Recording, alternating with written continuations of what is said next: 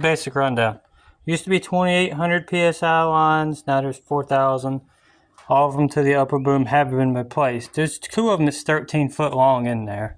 I've replaced one hydraulic filter, the hydraulic pump right there, and the fuel filter. New injection pump, it's in there too. Rebuilt the injectors. I think the alternator needs to be hooked up. That's it. There's probably there's like wires, some of the wires over there that aren't hooked that might go to it. And then that's the starter push button wires, sometimes it loose. Straight pipe. Used to have an intercooler, now it has a fitting there. And there's my tube that's coming on the way, flat tire. There it is. Alright, so I had the boom cut. They cut it right there and completely redone it really well. Probably could use a new pin right there.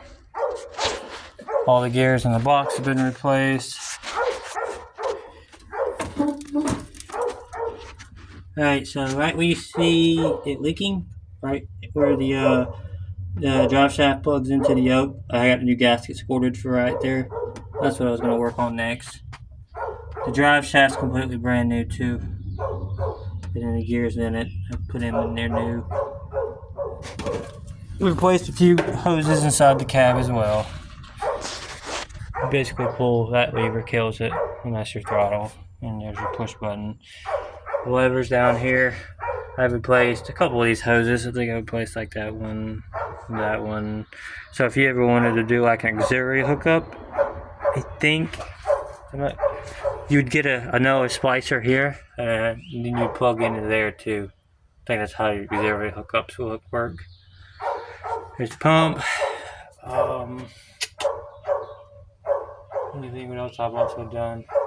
Yeah, besides the boom, I had all the cylinders repacked. All of them have been repacked. They made new pins for these cylinders that when they go into.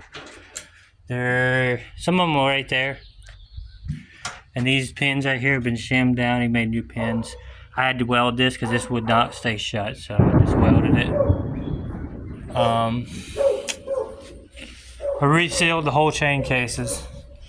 I had new inner gaskets put in it, right there. I think that one's leaking, but as long as it's halfway full, it should be still full for the chain to go through. I adjusted the chains. The adjustments are right there. See, this one's barely screwed on because I'd take a link out, and that's the best I could do. You undo this bolt, which is loose, but that one's tight to make up for it because you can't really tighten that anymore. But this one's, I got this, so you loosen that one, and you screw that one in to adjust, and you loosen that one. I mean, it's loose, but it's kind of like, not like tight, but it's kind of like slightly tight. And then, them are the new hoses. You can see I've replaced them.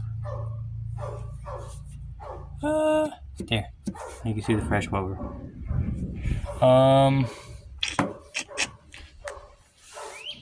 13-foot lift height. This motor's got about 4,000 hours on it. Yeah, right around 4. You see how this hydraulic guy that did my hoses was not happy putting them in, but they're done right. I also did that patch myself. Like it was a rust hole, and I just put a patch into it and welded it. There's a couple of places I patched it just to make it look better. I had like a leak right here, and I put a piece of metal and welded it, and I think I had another one there. Welded it. Really, it's a hell of a machine. It's also got the rear counterweights on it. The lights on top, I don't know if they work. I don't maybe you hook them up, they work. I hope I know. It does well.